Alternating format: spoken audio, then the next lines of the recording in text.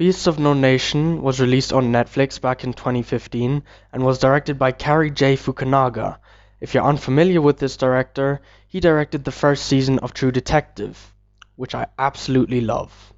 He's also directed the new Bond film No Time to Die, which was supposed to release this April, but due to the pandemic has been pushed back to November. I was really looking forward to that, so in preparation I thought that I'd get familiar with some of this director's other work. So, Beasts of No Nation takes place somewhere in West Africa and tells the story of Agu, a young boy who runs away from home after his family is murdered and is found by Commandant, a warlord played by Idris Elba, who trains this young boy to be a child soldier. This film was gut-wrenching because you essentially watch this innocent young child turn into a ruthless killer.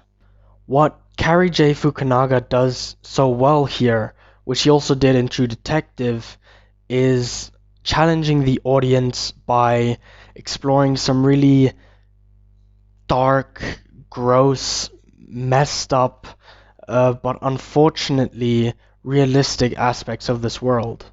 This film does not shy away or try to escape its harsh subject matter. While it's not necessarily nice or entertaining to see some of these things, I've just gotta respect filmmakers like this who are actually willing to go there. And some people will find that really upsetting.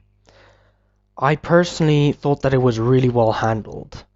And of course that's also due to some excellent performances. Now, without a convincing actor as the lead, this film would not have worked. Luckily, Abraham Attah, and I apologize if I'm mispronouncing his name, gives one of the best child performances maybe in the past decade. I mean that. His character Agu is essentially the heart of this film. You see the war entirely through his eyes. Now, if it wasn't told from this perspective, there wouldn't be an opposing reason to not hate these characters, because they do some really unforgivable things. This is where it gets sort of dicey and where some people might draw the line.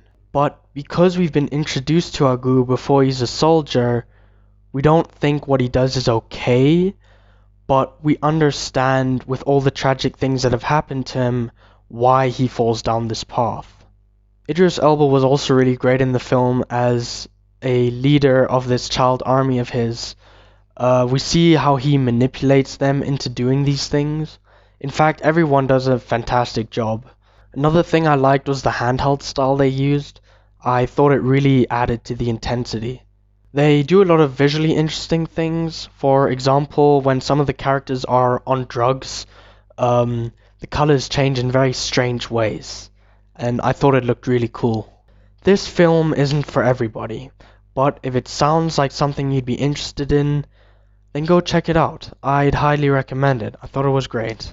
I'm going to give Beasts of No Nation an A-. Thanks for watching.